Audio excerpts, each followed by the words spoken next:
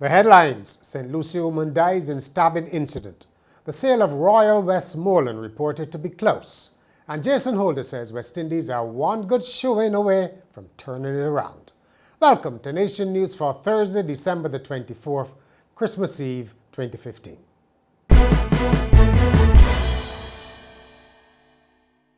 Thanks for joining us, and we hope you'll stay with us to the end as we have a montage of some of the sights of the season. But first, the Christmas week hasn't been so kind to one St. Lucie family. They are mourning the stabbing death of Callie Ann Gill of Crap Hill. The 35-year-old was pronounced dead on Wednesday evening following the violent incident at Niles Road, Farm Road in St. Peter. She was stabbed by a man sometime after 5 o'clock. A British newspaper is reporting that Royal Westmoreland is close to being sold.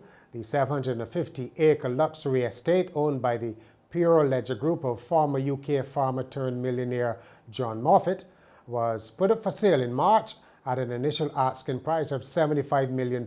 That's about $225 million. The existing site includes 225 holiday homes, a golfing clubhouse, spa and restaurants. The Westmoreland Gazette in North West England, which reported the imminent sale, did not name the prospective new owners. But the deal is further evidence of the renewed growth in the local luxury property market.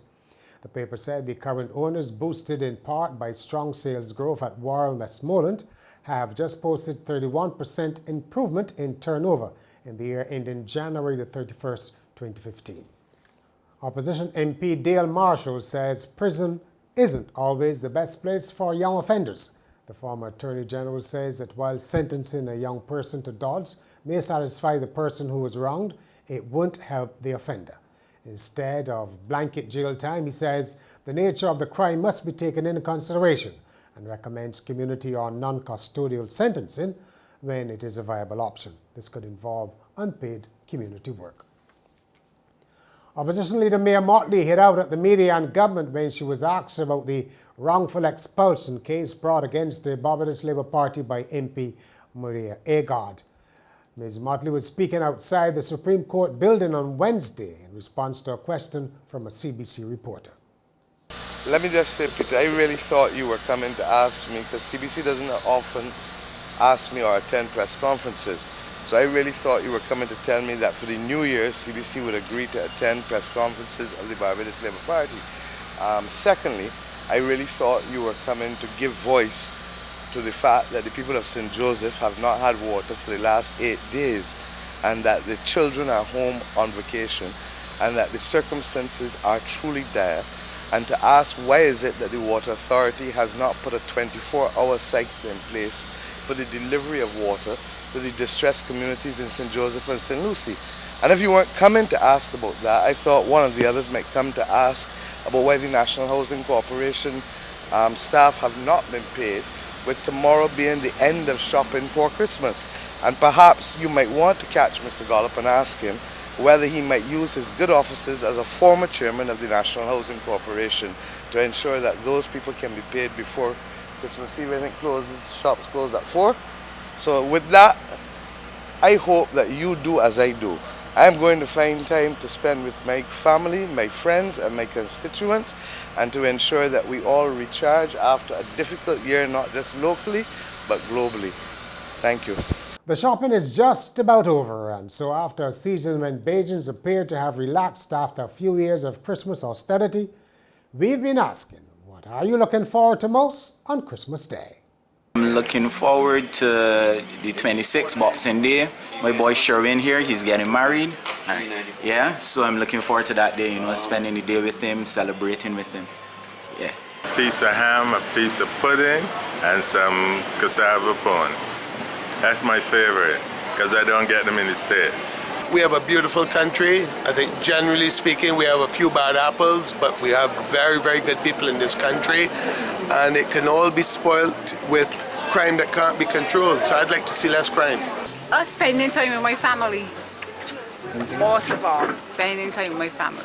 Gotta wait and see really. It's for the kids, nothing for me. So if I got enough money to get what I need for them, then that's the most important thing. In sport, Barbados' number 1 tennis player Dadian King has been confirmed for the qualifying rounds of next year's Australian Open. He was beaten in the opening round of the US Open in August, and coach Chris King says Dadian will be refocusing on reaching the main draw in Melbourne. King won 6 singles and 5 doubles titles during the year for a career high ranking of 193. In cricket, Jason Holder must be one of the sport's most positive men. He certainly talks a very good game. After the humiliating innings defeat in the first test against Australia, the West Indies captain has told journalists, and this is a quote, "I think we are just one good performance from turning things around." After the avalanche of criticism after that loss, he says his team can't be negative all the time. The second test starts at Melbourne on Christmas night Barbados time at 7:30. The Revenue Authority is one of Barbados' least liked government departments, so officials might pay attention to this story in our hotspot tonight. Another good man expressed his anger towards the American state's Revenue Department releasing a flock of chickens in its office. 66-year-old Louis Alder set 7 chickens free in the tax office's lobby on Wednesday after meeting with employees and being frustrated with the outcome. He was given a notice for trespassing. Well, we're almost at the end of our newscast, so let me take this opportunity to wish all our viewers a very Merry Christmas. Whatever your aches and pains, trials and tribulations, from all of us here at Nation Publishing, the group CEO, editor-in-chief, editors, reporters, sales and marketing, production, paper sellers, and there's the nation on Christmas Day. Really, everybody, happy Christmas. And finally, this Christmas Eve, we leave you with some of the sights of Bridgetown, parts of which have been transformed into a sea of lights and decorations.